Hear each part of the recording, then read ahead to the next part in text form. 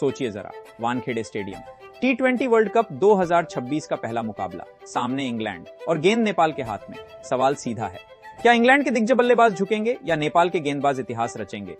T20 world cup का पहला match सिर्फ शुरुआत नहीं होता, वही मैच पूरे टूर्नामेंट की दिशा तय करता है। और जब पहला मुकाबला नेपाल बनाम इंग्लैंड हो तो दबाव सिर्फ नेपाल पर नहीं, इंग्लैंड पर भी बराबर होता है। वानखेड़े स्टेडियम, जहां गेंद तेज आती है, जहां छक्के लगते हैं और जहां बड़े नाम बनते भी हैं और टूटते भी हैं। अब बात करते हैं इंग्लैंड की ताकत की, उनकी बल्लेबाजी की। जोस बटलर, अनुभव, ताकत और बड़े मैच का खिलाड़ी। अगर बटलर जम गए तो गेंदबाजों की परीक्षा शुरू हो जाती है। फिल सॉल्ट, तेज शुरुआत, आक्रामक सोच, पावर प्ले में मैच छीन लेने की क्षमता। ये वो बल्लेबाज हैं जो सामने वाले का नाम नहीं देखते, सिर्फ गेंद देखते हैं। लेकिन कहानी यहीं खत्म नहीं होती। अब नजर डालते हैं नेपाल के शेरों पर, नेपाल के गेंदबाजों पर। सबसे बड़ा नाम संदीप लामिछाने, चालाकी, फ्लाइट, उगली और दिमाग से की गई गेंदबाजी। बटलर जैसे बल्लेबाज भी संदीप के सामने रिस्क लेने से पहले सोचते जरूर हैं। फिर आते हैं सोमपाल कामी, नई गेंद, स्विंग, अनुभव।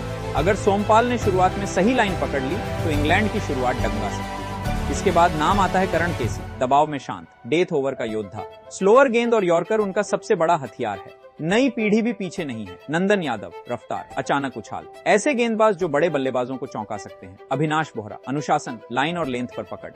शुरुआती विकेट गिरे तो उनका असर और बढ़ जाता है। और फिर कुशल मल्ला, सिर्फ बल्लेबाज नहीं, जरूरत पड़ने पर काम का गेंदबाज भी। मिडल ओवर में रन रोकने की काबिलियत। नेपाल के पास एक या दो नहीं, पूरा गेंदबाजी आक्रमण है।